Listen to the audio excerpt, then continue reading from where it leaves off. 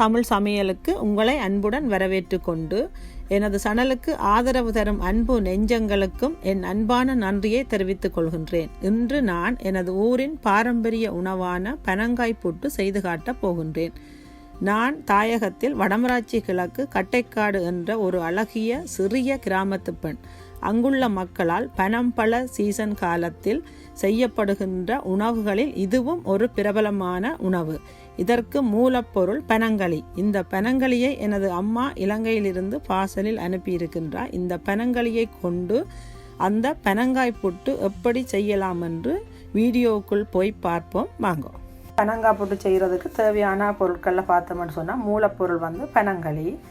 இந்த பனங்களியோட கூடவே நான் இனிப்புக்கு பதிலாக சீனி போடாமலுக்கு பனங்கட்டி தான் இங்கே இந்த பனங்காய் புட்டுக்கு பாவிப்பார்கள். அப்போ அதால் நான் இங்கே 5 குட்டான் பனங்கட்டி எடுத்து வச்சிருக்கிறேன். இதை சுகர் வருத்தமான ஆட்கள் கூட தாராளமாக இதை சாப்பிடலாம். எந்த ஒரு பாதிப்பும் வராது இந்த இனிப்பால்.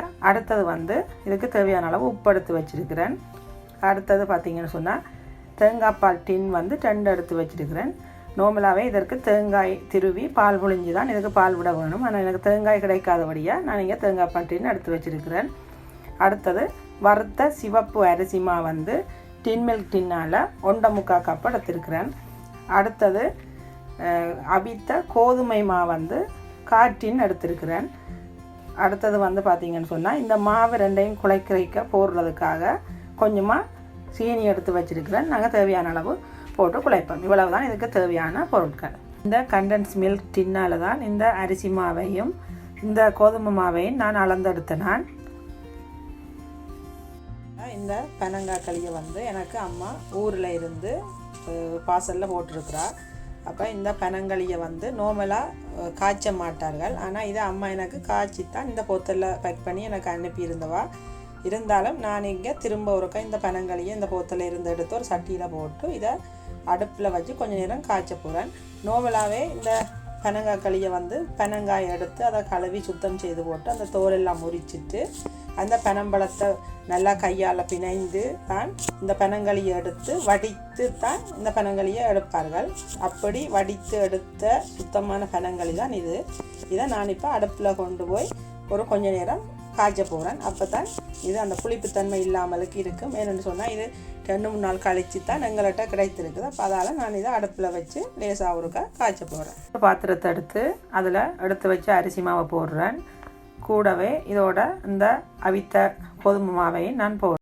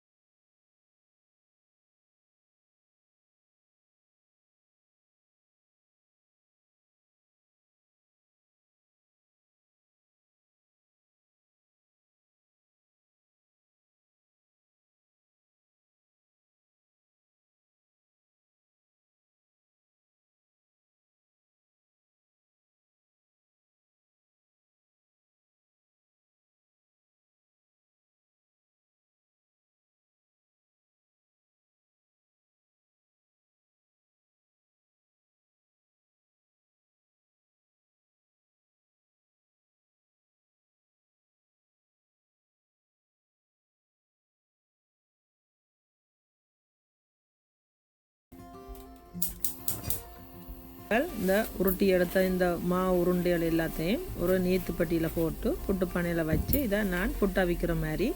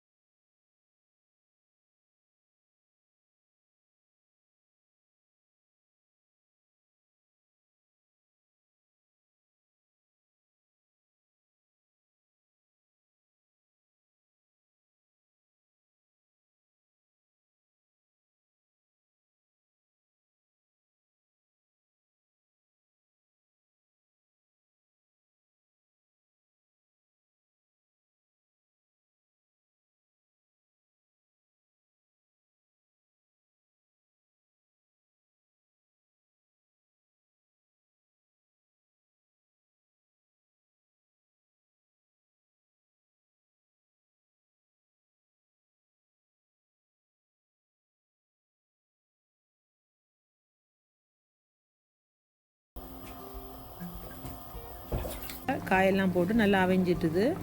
இந்த டைமில் நாங்கள் மிச்சமாக எடுத்து வச்சுருக்கிற அந்த அரை கப்பு பனங்காய் களியை விட்டு இதுக்குள்ளே ஒருக்கா நல்லா காய்ச்ச போடுறோம். ஒரு 2 மேசக்கரண்டி அளவு வறுத்த சிவப்பு அரிசி மாவை எடுத்து அதுக்குள்ளே கொஞ்சமாக தண்ணி விட்டு இந்த மாவை கொஞ்சம் தண்ணியாக கரைச்சி போட்டு அந்த கொதிச்சு கொண்டு இருக்கிற பாலுக்குள்ளே நான் கொண்டு போய் விட போகிறேன். ஏன் இதை நாங்கள் விடுறோம்னு சொன்னால் அப்போ தான் அந்த பால் வந்து கொஞ்சம் திக்காக இருக்கும், இல்லைன்னு சொன்னால் தண்ணியாக இருக்கும், உங்களுக்கு சாப்பிடும்போது நல்லா இருக்காது. அதுக்காகத்தான் இந்த பாலை நான் விட இருக்கிற இந்த பாலுக்குள்ளே நாங்கள் தண்ணியாக கரைச்சி வச்சுருக்கிற இந்த அரிசி மா கலவையை நான் கொஞ்சம் கொஞ்சமாக விட போகிறேன். அதே டைமில் நாங்கள் அந்த கொதிச்சு கொண்டு இருக்கிற பாலை கைவிடாமல் கிண்டி கொண்டு இருக்கணும்.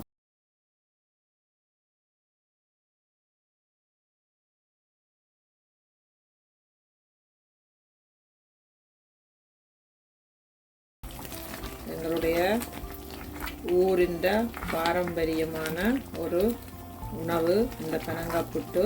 இது இப்போ ரெடி ஆயிட்டுது. இப்போ நான் அடுப்பு ஆஃப் பண்ணி இறக்க போகிறேன். இதுதான் திருகணைன்னு சொல்கிறது. இந்த திருகணை எனக்கு இன்றைக்கு தான் அம்மா பாசல் போடும்போது எனக்கு வந்தது. இந்த திருகணையில் தான் இந்த சட்டியை வச்சு நான் உங்களுக்கு காட்ட போகிறேன். எப்படி இருக்குன்னு பாருங்கோ. சுட சுட சூப்பராக இருக்குது. இது நீங்கள் உடனே சாப்பிட்றத விட அடுத்த நாள் சாப்பிட்டீங்களன்னு சொன்னால் இன்னும் மிகவும் சுவையாக இருக்கும். எங்களோட அம்மம்மா எல்லாம் என்ன செய்வாண்டா, எங்களுக்கு இதை செய்துட்டு காலமே விடிய பின்னேரம் செய்து வச்சுட்டு விடிய இதை திரும்ப சூடாக்கி போட்டு திரும்ப தருவா. திரும்ப மிச்சம் இருந்தால் அதை பின்னேரம் சூடாக்கிட்டு சாப்பிட்டா இன்னும் அதிகமான ஒரு சுவையோடு இது இருக்கும். நாங்கள் செய்த சத்துமிக்க ஆரோக்கியமான பாரம்பரிய பனங்காய் புட்டு தயாராகிவிட்டது. இதை பழங்காலத்து மக்கள் மிகவும் விரும்பி உண்பார்கள். ஆனால் இன்றைய காலத்தில் இப்படி ஒரு உணவு இருப்பதே பலருக்கு தெரியாமல் அழிந்து போகின்ற உணவும் கூட. ஆனால் இன்றைய நாட்களில் வெளிநாடுகளில் அநேகமான பல தமிழ் கடைகளில் இந்த பனங்களி விற்கப்படுகின்றது. இதை வேண்டி நீங்களும் உங்களோட வீடுகளில் இந்த உணவை செய்து பார்ப்பீர்கள் என்று நம்புகின்றேன். இந்த அழிந்து போகின்ற இந்த உணவை நீங்களும் உங்களுடைய பிள்ளைகளுக்கு சொல்லி கொடுப்பீர்கள் என்றும் நம்புகின்றேன். இந்த வீடியோ பிடித்திருந்தால் லைக் பண்ணுங்கோ, ஷேர் பண்ணுங்கோ. இதுவரை எனது சேனலை சப்ஸ்கிரைப் செய்யாதவர்கள் சப்ஸ்கிரைப் செய்து கொள்ளுங்கோ. கூடவே பெல் பட்டனையும் தட்டி விடுங்கோ. மீண்டும் இன்னும் ஒரு புதிய சமையலுடன் உங்களை சந்திக்கும் வரை நான் உங்கள்